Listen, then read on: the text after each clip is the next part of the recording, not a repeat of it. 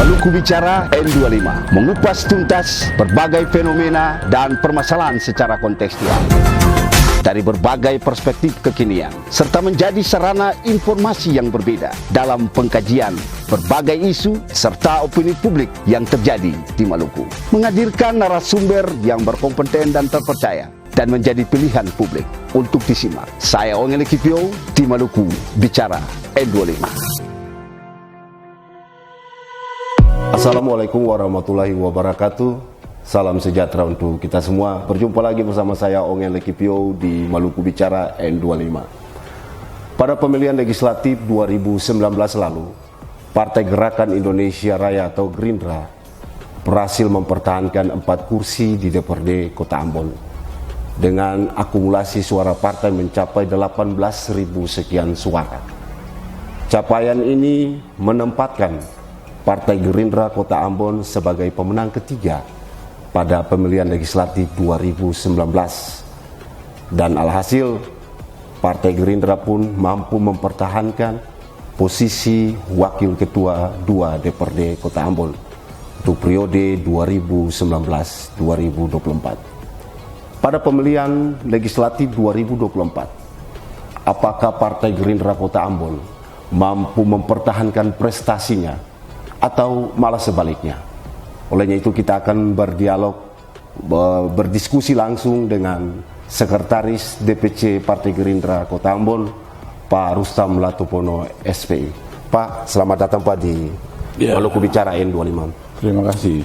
Untuk ketahuan Pak Saudara semua, khusus masyarakat di Kota Ambon, Pak Rustam Latupono SPI merupakan salah satu kader potensial dari Partai Gerindra karena beliau punya raport politik yang cukup bagus dan dianggap memuaskan, di mana setiap periodisasi pemilihan legislatif suara persorangan dari Pak Rustam Latupono terus meningkat, dan pada pemilihan legislatif 2019 lalu beliau mencapai 1.822 suara, dan Pak Rustam Latupono dari 35 anggota DPRD merupakan anggota DPRD kedua suara terbanyak pada pemilihan legislatif 2019.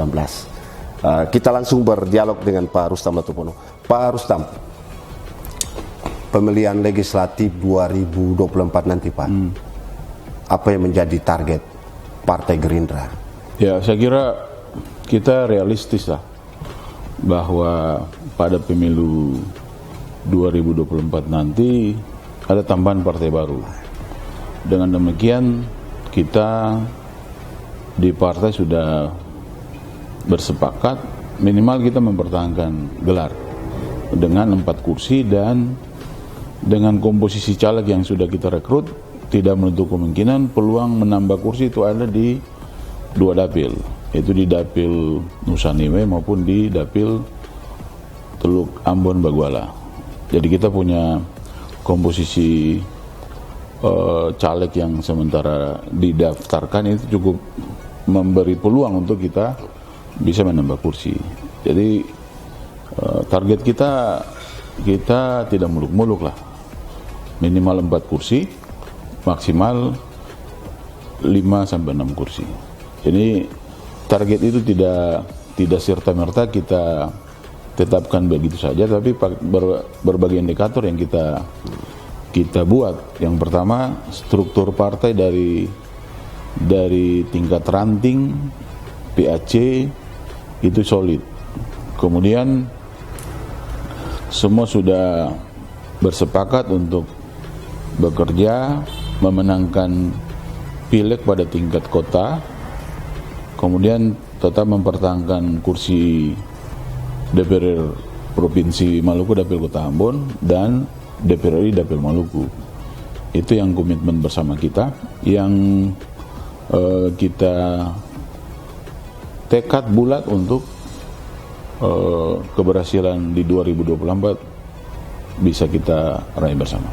Berarti sebenarnya tidak ada kendala yang berarti Pak, dan Partai Gerindra lebih percaya diri sebenarnya menghadapi pemilihan legislatif 2024. Ya, kita sangat yakin itu karena terutama infrastruktur partai, kemudian investasi politik 4 orang anggota DPR pada dapil 1 sampai dapil 4 dia terus bekerja, turun ke masyarakat, mengakomodir kepentingan masyarakat di dapil 1 sampai dengan 4. Itu yang memberi ruang untuk kita yakin bahwa kursi ini akan tetap 4 kursi kita target minimal, dan komposisi caleg yang mendaftar punya kapasitas yang mumpuni untuk bisa meraih suara.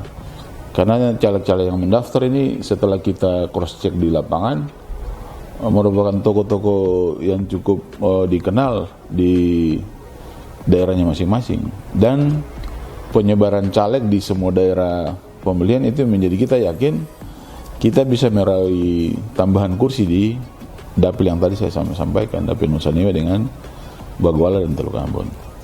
Baik Pak. Ini soal penjaringan bakal calon Pak. Apakah memang masih pakai formasi lama? Artinya adalah caleg-caleg yang kemarin bertarung itu masih dipertahankan, ataukah ada penambahan figur-figur lain di luar kader partai Pak? Saya kira komposisi sekarang dia banyak figur-figur baru di luar struktur partai. Yang sekarang bergabung yang partai. Sekarang bergabung dengan Partai Gerindra. Ada pensiunan ASN kota, pensiunan ASN provinsi, kemudian ada yang pengusaha, ada aktivis. Ini yang menjadi kolaborasi kita pada beberapa dapil yang kita sangat yakin dapat meraih suara pada dapil-dapil tertentu itu. Makanya target kita minimal 4, maksimal 5 sampai 6 kursi. Itu sesuai dengan fakta yang ada. Komposisi caleg yang bervariasi, kemampuan yang cukup baik, dan kesulitan struktur partai sampai di tingkat ranting, itu yang menjadi modal utama partai untuk meraih suara di 2024. Pak, artinya ada informasi juga termasuk anaknya Pak Rustam juga diikut masuk dalam kompetisi caleg gitu ya Pak? Ya siapapun dia lah, silakan berproses, silakan berkompetisi. Pada akhirnya kan rakyat yang memilih. Jadi saya kira siapapun dia, Partai Gerindra terbuka untuk itu. Oh baik Pak. Pak, ini kan ada pendatang baru Pak. Ini artinya mereka yang datang lalu kemudian menawarkan diri, ataukah memang ada pendekatan-pendekatan yang dilakukan oleh partai? Tidak, ya. Kita sifatnya terbuka kepada partai, kader dan non kader. Dan ketika pendaftaran dibuka sampai dengan penutupan, bahkan ada beberapa dapil yang kuotanya sudah melebihi, daftarnya sudah melebihi kuota yang ditetapkan. Misalnya dapil mana?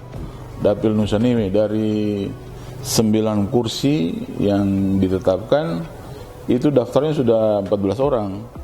Jadi kita nanti akan, berarti animonya cukup luar biasa. Ya, cukup luar biasa. Kita tidak mencari orang, tapi orang merasa partai menjadi ruang untuk mereka bisa berjuang untuk kepentingan masyarakat. Jadi kita tidak mencari orang, tapi orang yang datang mencari partai. Mungkin karena tren partai dari waktu ke waktu, dari hasil survei juga cukup meyakinkan. Jadi mereka yakin bahwa partai ini bisa mengakomodir kepentingan mereka. Jadi saya kira dengan komposisi caleg yang dengan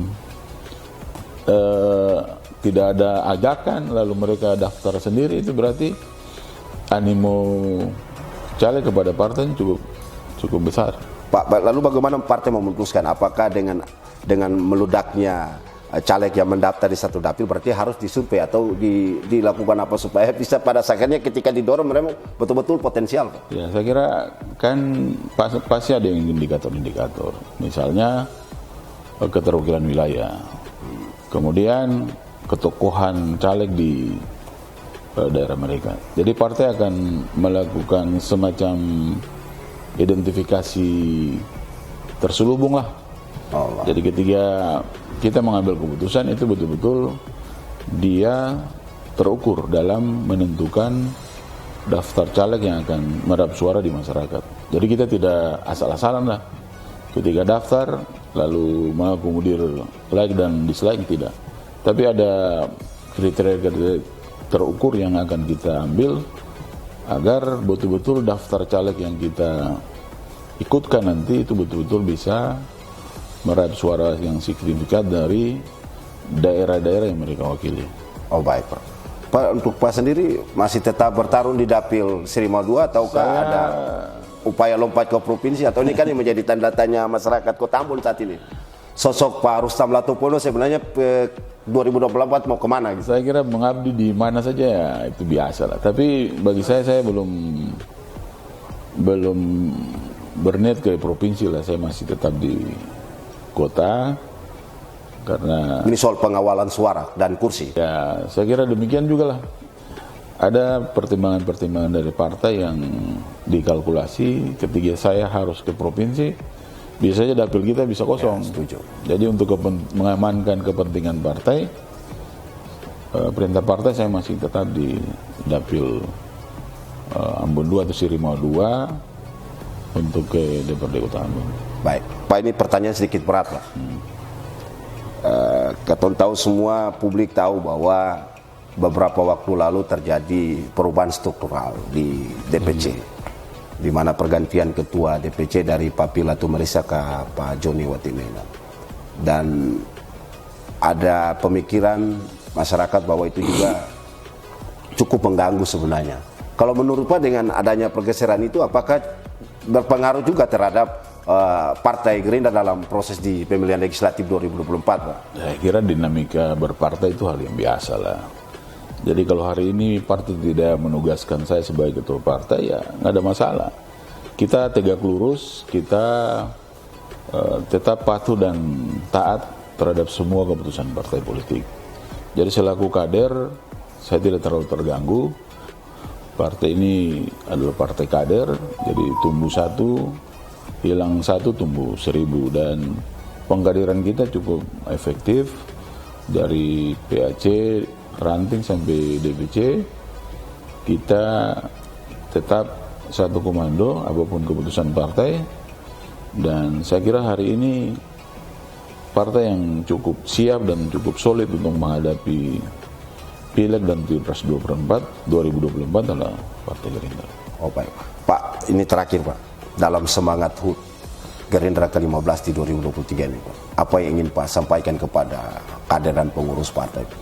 Saya kira momentum 2024 ini adalah momentum untuk kita tetap mempertahankan kebesaran partai, apalagi Ketua Umum kita Pak Prabowo Subianto menjadi salah satu kontestasi calon presiden di 2024. Jadi saya harap semua pengurus ranting, kader-kader, simpatisan, mari kita tetap kompak, kita tetap bersatu dengan segala kekuatan yang potensi yang ada pada masing-masing kader. Mari kita berjuang terus agar yang pertama Pak Prabowo menjadi presiden 2024, Partai Gerindra menjadi partai pemenang pemilu 2024, dan kita juga menjadi pemenang pemilu di 2024 untuk DPRD Kota Ambon, dan itu menjadi tekad bulat kita dan kita sudah ikrarkan dalam rapat kerja Partai Gerindra di Tual beberapa hari yang lalu. Dan itu tekad kita, dan yang paling penting itu kekompakan. Kalau kita kompak, semua hal itu bisa kita hadapi dan kita jalankan. Dan itu karena itu tekad, maka kita dengan jeda waktu 1 tahun ke depan, itu merupakan arena pertempuran partai untuk memenangkan partai dan memenangkan Pak Prabowo sebagai presiden di 2024. Ya, terima kasih Pak Rustam atas semua penjelasan dan strategi-strategi yang telah disampaikan dalam upaya untuk pemenangan Partai Gerindra di 2024 nanti. Demikian Pak Saudara semua perbincangan saya dengan Sekretaris DPC Partai Gerindra Kota Ambon, Pak Rustam Latopono SPI. Harapan kami semoga pada pemilihan 2024 nanti Partai Gerindra lebih eksis dan lebih percaya diri dalam memenangkan pemilihan legislatif 2024. Nantikan terus Maluku Bicara dengan topik-topik menarik lainnya. Saya Ongil Kipio, sampai jumpa. Amato. Terima kasih Pak.